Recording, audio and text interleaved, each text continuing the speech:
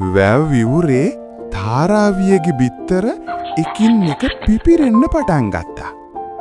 නමුත් අන්තිමට උපන් අලුපාට ලොකු පෙටියා දිහා අනිත් හැමෝම බැලුවේ පුදුමයෙන් සහ අප්‍රසාදයෙන්. ගමේ අනිත් සත්තු එයාව කොන් කළා. කැත තාරා පැටිය කියලා විහිළු කළා.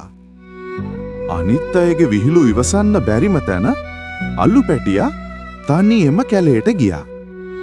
දවසක් හවසක එයා අහසේ පියඹා යන ඊටමත් ලස්සන සුදුම සුදු කුරුල්ලන් රංචුවක් දැක්කා. දැඩි වැසි සහ සුළං සහිත කාලේ උදා වුණා. අලු පැටියා සීතලෙන් සහ බයෙන් ගොඩාක් දුක් විඳා.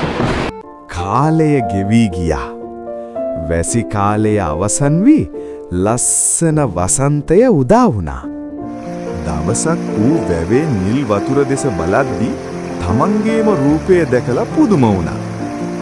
එයා තීරණ ගත්තා තමන් කැත තාරාවෙක් නෙවෙයි, ඊටමත් ලස්සන රාජහංසයෙක් කියලා.